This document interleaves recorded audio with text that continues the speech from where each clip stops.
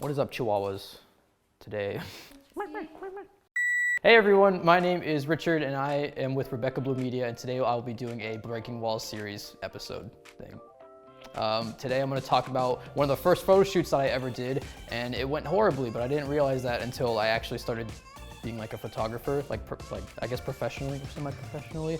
So the shoot that I was doing was for my girlfriend. She was cosplaying a character that was in like a wedding dress, and it was at like a gazebo, which is like very wedding-y. This was before I was like, my eye was trained, I guess, and so I didn't notice all these things, these distracting things that were in the background, like a stop sign and a bunch of cars, and I was like, oh, like, my only base of reference was like other photographers, and so I was like, oh, they'll get the blur like automatically, as opposed to like me knowing what aperture actually was. And so this is just me like very novice.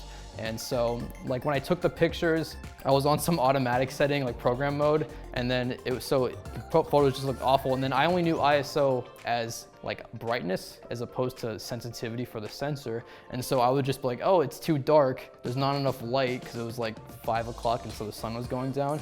And so I was like, oh, hit ISO, put it up to like 6400 with like I don't even know what my other settings were. I just remember that specifically. So when I gave the person these photos, we were like, oh, it's great. Like, cause none of us had either looked at like photography or whatever. So we're just like, oh, they're good.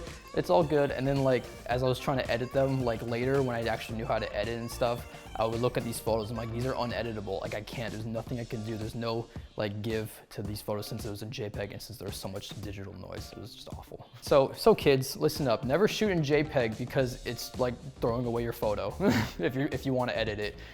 When you shoot in JPEG, it tosses away a bunch of the color data that is normally shot if you shoot in RAW, and so like you can't edit it like at all. There's just like so very little that you can do with it, and then especially in my case with the ISO, there's just like so much digital noise that like it just looked awful.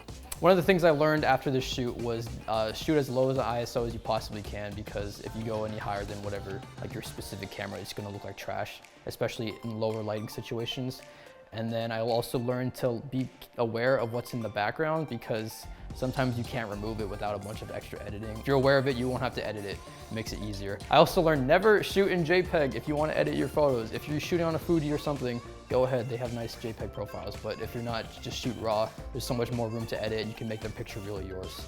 So that's it for this episode. We'll be back with another episode of the Breaking Walls series. Until next time, bye. Now my favorite color is blue.